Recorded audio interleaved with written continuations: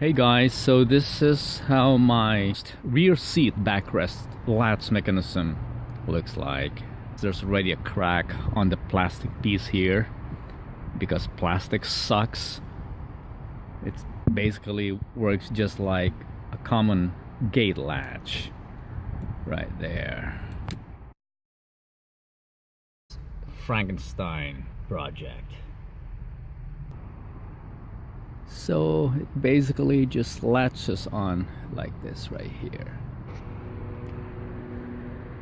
Latches on like this to the door strike.